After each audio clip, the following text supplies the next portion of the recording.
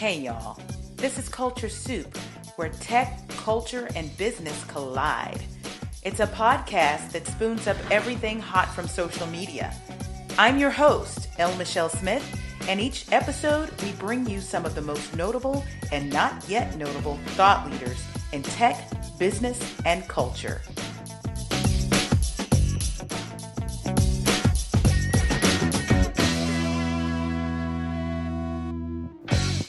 The year was 2003.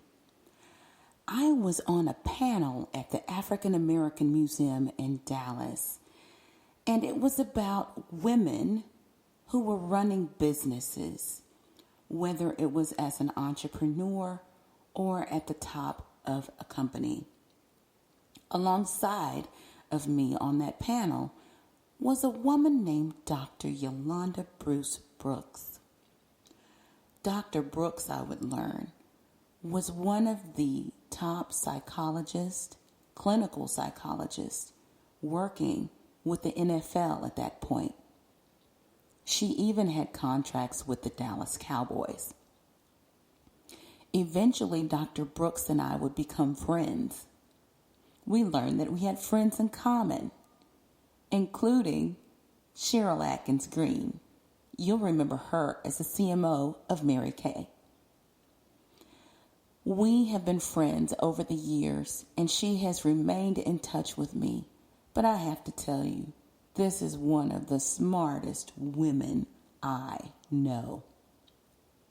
What's special about Dr. Brooks? She works behind the scenes. You'll never see her on television talking about this in any of her work that she does with sports figures and sports teams. She also has a specialty in military and veterans. Yeah, she understands what life transitions can be all about. And she helps people in sports and also in the military in the many various life transitions that they face. I want you to meet Dr. Brooks. She has an incredible story, and I really admire this woman's work.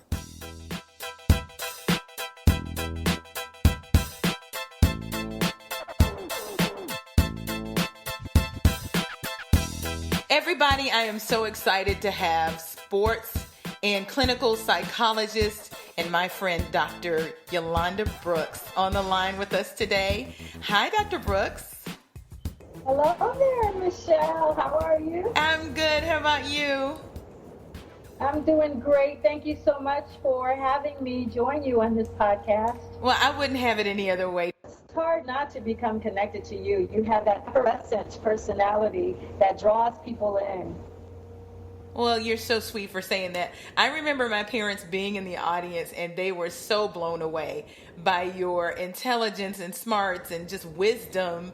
I was too. But afterwards they were like, who is that lady? She's awesome. And then I found out you were friends with our mutual friend, Cheryl Atkins Green over at Mary Kay. Oh, yes, absolutely. She's a real sweetheart. But, good people tend to travel in the same networks. I'm just glad to be invited to the party.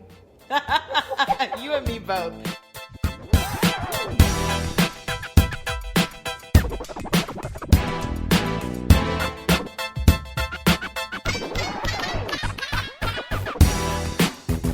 Well, listen, it's not called the Culture Soup for no reason at all. And I wanted to bring you on because you sit at the apex of culture when it comes to sports.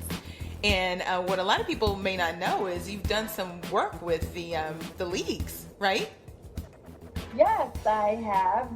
Mostly the National Football League and the National Basketball Association, and working with teams and players and coaches. So I've worked pretty much with people at every level. Right. And everybody, in the month of March, we had Women's History Month, and I lined up an array of ladies. And at the end of the month, I had a Hidden Figures in sports episode.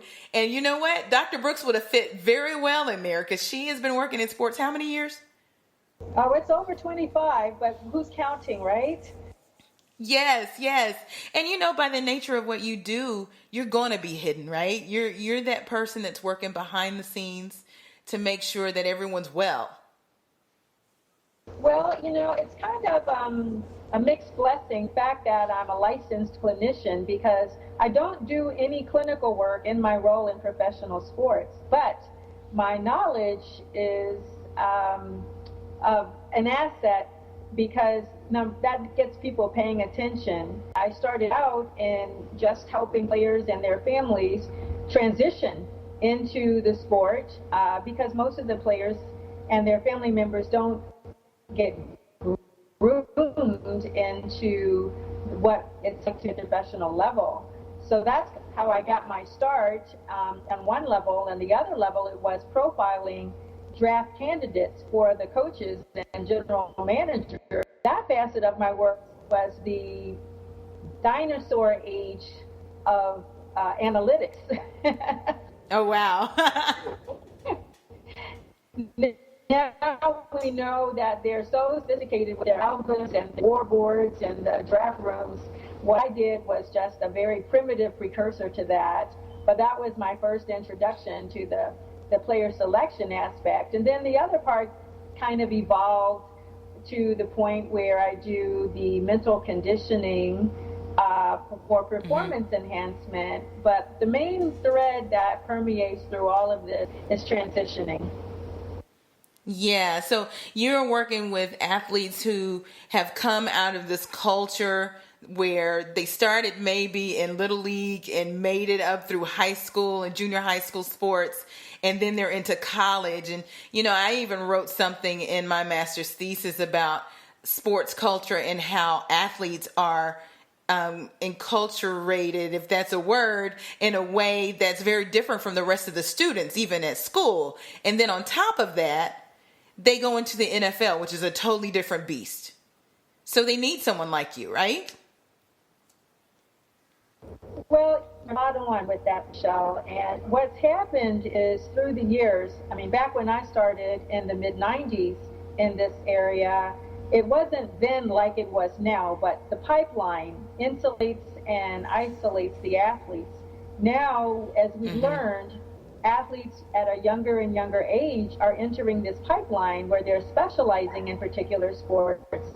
Now they're compromising certain developmental aspects of their beings, such as the physical aspect, the mental aspects, and socially, and other facets of life in a very general sense is becoming so highly specialized. Now they're not evolving into complete, wholly functioning human beings that can function in several facets of society. So you really were on point. Right. Well, one of the things that I noticed, there weren't that many black students at TCU at the time. So we're probably at 3%, and most of that 3% was on the football team. So when we were having Black Student Caucus, when we were having gospel choir rehearsal, many of those guys wanted to participate but couldn't because they were on a totally different schedule. They were usually practicing when we were doing these other social things. And then, they even ate in a different area. Like they had a place called the training table. They had special diets. They had special chefs. They had everything. But they were separated from the rest of the college students.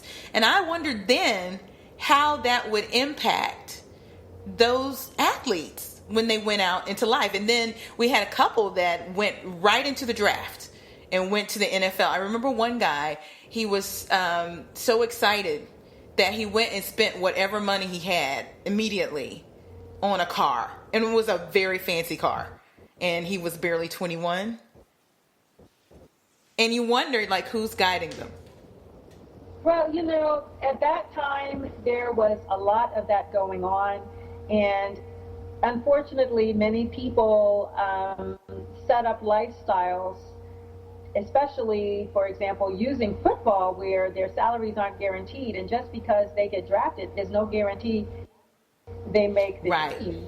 It's only an invitation to go try out for a team.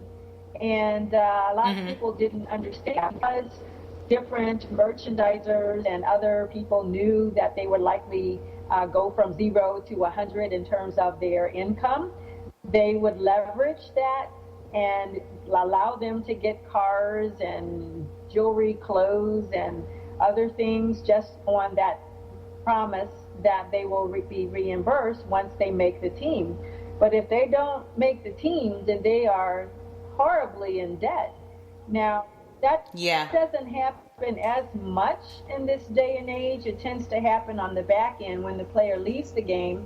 If they haven't been prudent with their monies or the people they've hired, they haven't been monitoring that. They've created lifestyles that cost a certain income, but they don't have the skills or the education or training to sustain or to acquire other jobs. Totally.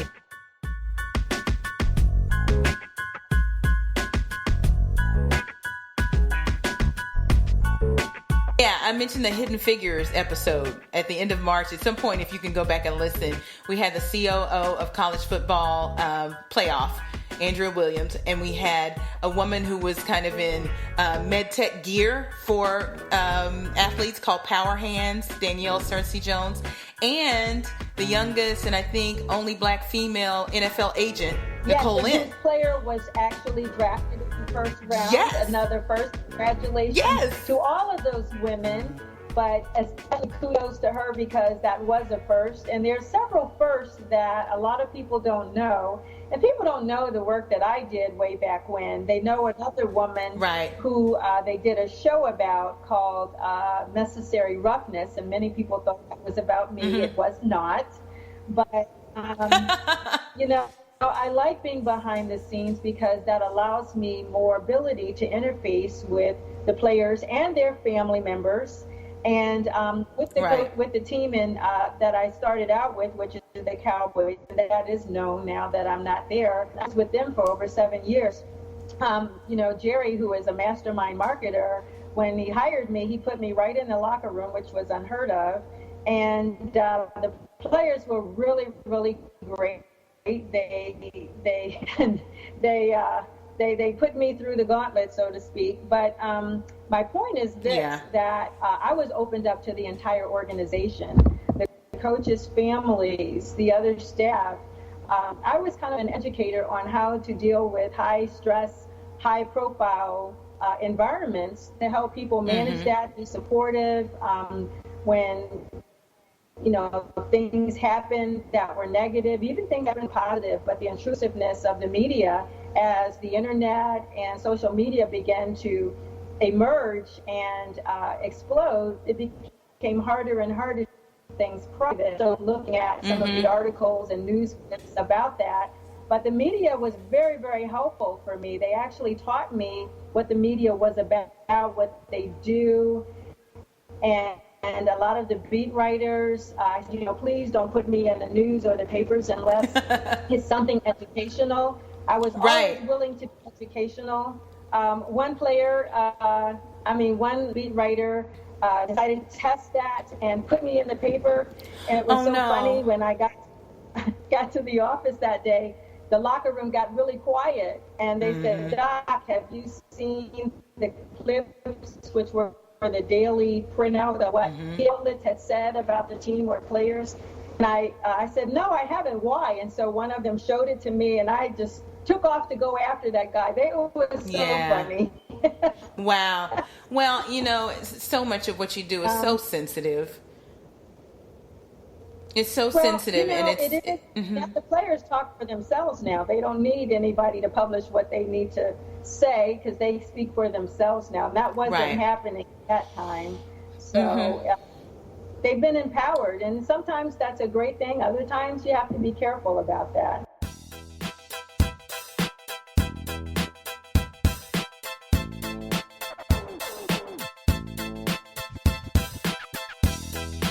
So you've done a little bit of a pivot, but you've had some of this in your past before. And it's dear to me, too, because in my last role, I worked at a Fortune 10 as a voice of diversity and inclusion in corporate communications. And one of the segments that we concentrated on was military and veterans. So you've been working a bit with veterans and military? Yes, I have. I started about 10 years ago, and if I could just share a quick little story, Mm-hmm. my father was an attorney in our hometown, and I grew up working for him. So the thought was that I would become a lawyer, which was the track I was on. But I recognized if I could win an argument extending my curfew, I didn't think I was going to enter the courtroom. So I decided to take a different path when I got to college. Now, I come from a family of lawyers and legal people and law enforcement, so I'm very familiar with that culture. My father took ill, and we knew his time was coming soon.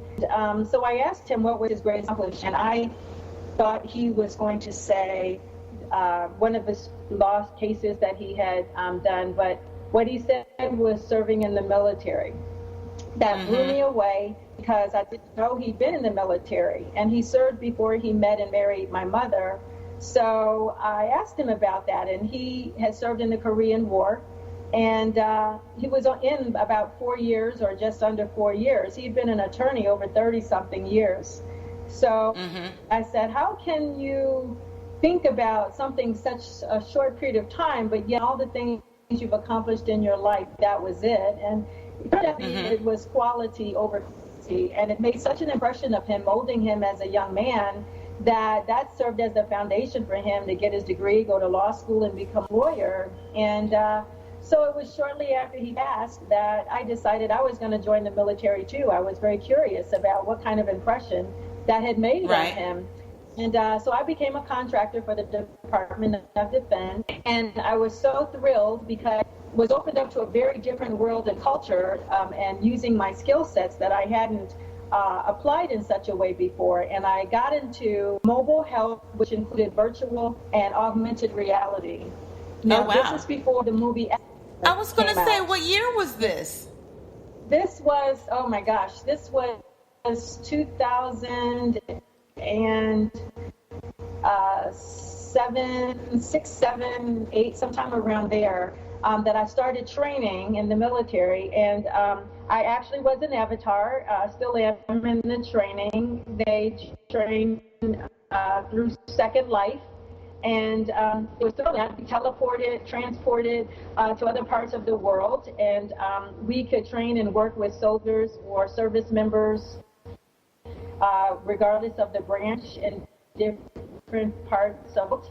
So many things are tested through the military first before it's opened up to the general public. Interesting. And I wanted to continue to do that, but to do it in not just in trainings with clinical populations. So I ended up getting opportunities to be deployed to different places. CONUS is in the U.S., OCONUS is overseas. And continue my private practice and work, but do this very quietly to get training in certain skill sets and get familiar with the military culture. Long story short, I had an opportunity to go to a military installation near where I'm from, originally my hometown.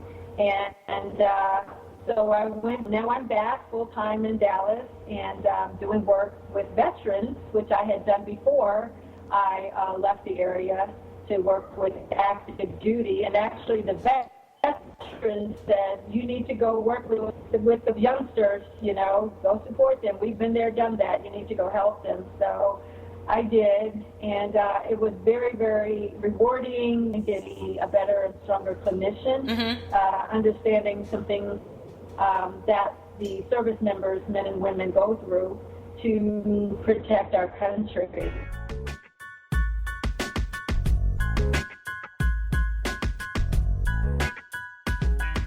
So what are you working on now?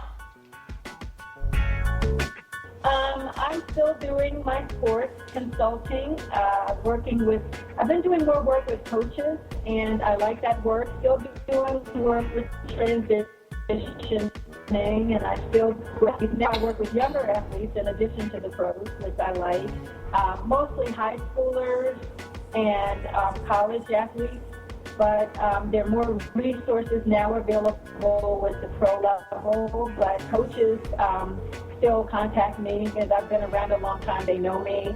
And so I work with them in their coaching, basically like a teacher, learning teaching skills with this generation and understanding how to translate work with the kids of today, right? The generation, is it Z's now or Y's, or I forget which generation we're in, but just learning different methods for motivation, for teaching, learning, because at one point in time, everybody coming through the door seemed to have ADHD or some diagnosis that they had a learning difference. But I do that part, and then with the military transitioning, I am a treating clinician, so I treat the vets clinically for whatever disorders and diagnoses that are applicable. Work with the families, and I still I'm a telehealth provider, which means I work with service members remotely through technology and help continue to heal and support them as needed. Yeah, and at the end of the day, you're an entrepreneur too, right? You're running your own business. Well, I yes, I do, but that's just the consulting part that I do. But that's always been a part of me. At this stage of my life, to be in full-time by an entity, that's very new for me. I'm a grandmother, and but I still have the flexibility that I've had as an entrepreneur, and what I love is that I can be effective and do the things I love and still be, well, now a yaya, which is grandmother. Yes, that's so sweet.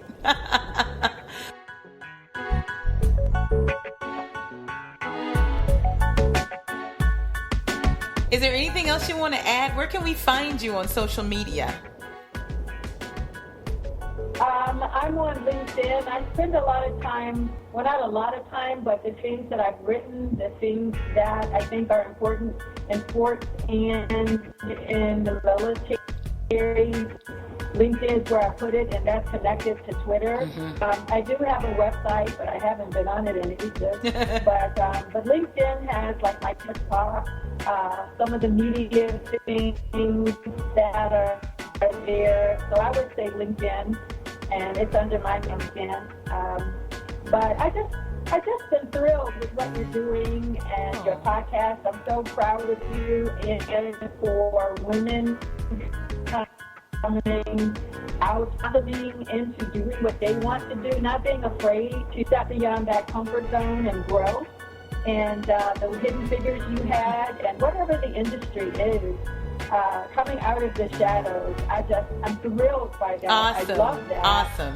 Yes, and I just encourage whoever is listening to you, especially youth and others who may not have a role model or a mentor, to use the opportunities from some of these social media that talk about growth, mindfulness, being healthy, overcoming stigma, not letting barriers stop you from doing the things you know add value. So if it's not adding, then you don't need to engage with it. Absolutely. So and you know, we get tied to so many things that we just think are necessary in life. And that's why I'm thrilled to have so many entrepreneurs on the show, so that people can see that whatever they're passionate about, whatever their superpowers are, you can do that and have joy. Yes, absolutely. I agree with that. And then sometimes when I'm on the phone with my friends, this happens. Now say hi. Hi, Joni. I'm so thrilled to finally meet you. I've heard so much about you.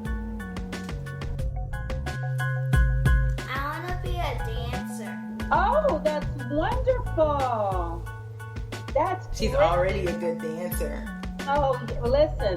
The wonderful. And she's good at math. Oh, listen. Mae Jemison was a dancer and the first Black woman astronaut.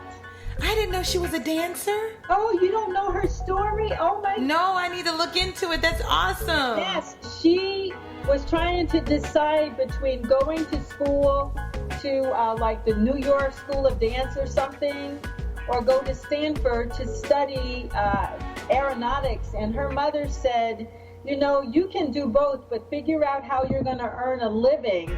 And that way, go after how you're going to earn a living and find a way to do both. So now she has created a summer camp for dancers to study STEM. So she's done both, and she's doing behind her. Well, Dr. Brooks, it's been a pleasure having you on. Thank you so much for joining us. Well, and thank you for having me. And again, keep on doing what you're doing, because you're just amazing. And Oh, bless you. Oh, yes, you are. Just soar, girl. Just soar. I am squarely in my purpose, so there's no holding back now. Oh, yeah, there you go. That's right. Fly. Thank you so much. And if there's ever anything I can do to support you, you just let me know. Listen, don't worry about it. I know. Okay. Awesome. What a wonderful conversation with Dr. Yolanda Bruce Brooks, sports and clinical psychologist with expertise in military. All right, coming up, June is very, very busy. June 6th and 7th in Atlanta, the Lead 360 Combine. I'll be speaking twice, once in the Women's Brunch Executive Forum on the 6th, and I'll be hosting a keynote/workshop on the 7th, Communicating Like a Boss. June 12th and 13th, I'll be in San Francisco at the Opera America Opera Conference, and I'll be speaking on your on-air style. And then catch me in Charlotte, North Carolina, June 19th through the 22nd at the Black Enterprise FWD, or Forward, which used to be the Entrepreneur Summit. And then finally, y'all, don't forget the Coaching Corner, which airs on the second Tuesday of every month. That will be June 14th. And guess who we got, y'all? Torre. You remember him? Torre used to be on MSNBC. He shows up there every once in a while, and on CNN too. He has his own show, The Torre Show, where he interviews everybody who's anybody. But he has a new podcast coming up, and it is The Writing Coach. Yes. So Torre is going to come on and talk about tips on writing. Find us online at The Culture Soup on Twitter and Instagram, on Facebook at The Culture Soup Podcast. And guess what? If you go to my Facebook page at L. Michelle Smith Official, I have a brand new Facebook group. It's called Hack My Corporate and Biz Goals, Coach. Yeah, join us if you're trying to figure out your corporate workplace or start that new business. This is for you. And I invite other coaches along too who are trying to get their entrepreneurial stuff right with marketing and branding and anything else that you need to know about starting a business. Finally, you can find us at theculturesoup.com. See you next week. The Culture Soup Podcast is a production of No Silos Communication.